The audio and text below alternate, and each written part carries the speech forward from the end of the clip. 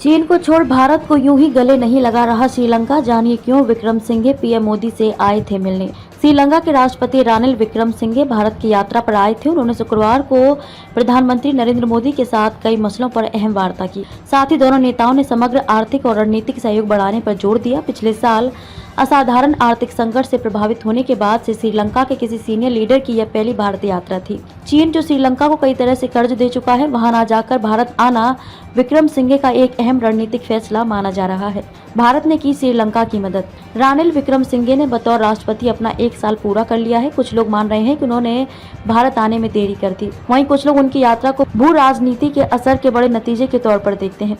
आर्थिक संकट में फंसे श्रीलंका को भारत ने बड़े स्तर पर मदद की थी। जानकारों के मुताबिक भारत रक्षा और विदेश नीति में अब आजादी से फैसले ले रहा है। वह मानता है कि वह अपने आप में एक उभरती वैश्विक व्यवस्था में शक्ति का केंद्र है और उसे शक्ति के दूसरे क्षेत्रों से जुड़ने की कोई जरूरत नहीं है। इसलिए विक्रमसिंघे भारत को तवज्जो दे रहे हैं। चीन ने दिया झूठा भरोसा। भारत की तरफ से श्रीलंका को करीब $4 अरब की वित्तीय सहायता दी गई थी, जबकि चीन की तरफ से श्रीलंका को देश के अब तक के सबसे खराब आर्थिक संकट से बाहर निकालने का सिर्फ भरोसा दिलाया जा रहा था। इसके अलावा चीन ने श्रीलंका पर कई ऐसे प्रोजेक्ट थोप दिए हैं जिनका कोई नतीजा ही नहीं निकल रहा है।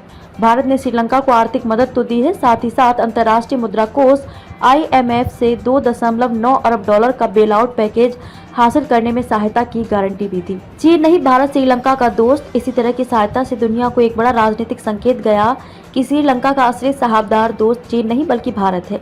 भारत से आने वाले डॉलर ने ईंधन और गैस जैसी जरूरी सामानों की लंबी लाइनों को खत्म करने में और बढ़ते खाद्य संकट को दूर करने में मदद की। श्रीलंका की सरकार दिवालियेपन की तरफ बढ़ रही थी जब भारत की तरफ से $4 अरब की मदद उसे मिली।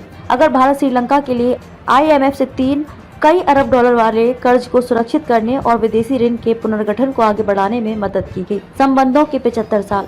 विशेषज्ञों के मुताबिक अगर भारत ये मदद नहीं करता तो फिर श्रीलंका बुरी स्थिति में होता। आज भारत के पड़ोसियों के लिए बनी फर्स्ट और एक्ट ईस्ट पॉलिसी काफी आक्रामक है। वह इसे लागू करने और अपने पड़ोसियों पर शर्तें तय करने के लिए राजनीतिक, सैन्य और कूटनीतिक रूप से पहले से कहीं अधिक मजबूत है। भारत श्रीलंका संबंधों के बीच राजनयिक संबंधों के 75 साल पूरे हो रहे हैं।